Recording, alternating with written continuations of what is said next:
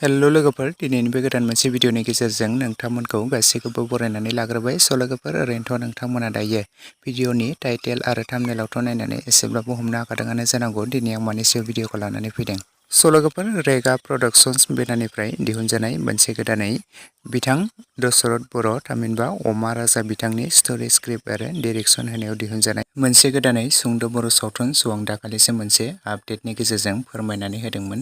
स' लोगोफोर बे मोनसे गोदानै बर' सावथुननि मुङानो जादों चौकि हाजोआव। स' ओमफ्राय बे मोनसे गोदानै बर' सावथुनावनो जों गाहायै फाव खालामनायखौ नुनो मोन्दों अमित, लक्ष्मी, सन्जय, अमा राजा, बिनिता आरो लोगोसे गोबांथार फाव खालामगिरिफ्रा बे बर' सावथुनाव फावखौ खालामबावदों लोगोफोर।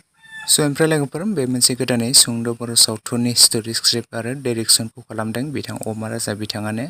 स' ओमफ्राय लोगोफोर बे मोनसे गोदानै फैनो गोनां दाखालिसो आं मोनसे आपडेटनि गेजेरजों फोरमायदोंमोन बे मोनसे सुंद' बर' सावथुनखौ स' दाखालिसो रिलिज खालामनानै होबाय। स' जुदि नोंथांमोना दासिमाव सोरबाफोर नायालासिनो थादों रेगा प्रडाक्शन चेनेलनि गेजेरजों बेनि पार्ट 1 खौ रिलिज खालामनानै होबाय लोगोफोर। जुदि नोंथांमोना दासिमाव नायालासिनो थादोंब्ला स' बयबो थांनानै नायहैदो आरो सोर सोर दासिमाव नोंथांमोना नायाखै स' नायहैदो बयबो आरो सोर सोर नायनानै माबोरै मोनदों बे सुंद' बर' सावथुनखौ स' अननानै कमेन्ट बक्सनि गेजेरजों फोरमायहरदो लोगोफोर। स' ओमफ्राय लोगोफोर नोंथांमोननि थाखाय मोनसे गोजोनथाव खौरां बे मोनसे सुंद' बर' सावथुननि स' आरो पार्ट 2 बिथांमोना थाबैनो लाबोबावगोन दे लोगोफोर। स' नोंथांमोना जुदि बेनि पार्ट 2 खौबो नायनो थाखाय एक्साइटेड जानानै दङब्ला स' कमेन्टनि गेजेरजों फोरमायहरखादो बेनि पार्ट 2 खौबो जों थाबैनो नुनो मोनगोन आरो थाबैनो बिथांमोना शुटिं खालामगोन आरो थाबैनो रिलिज खालामनानै होगोन।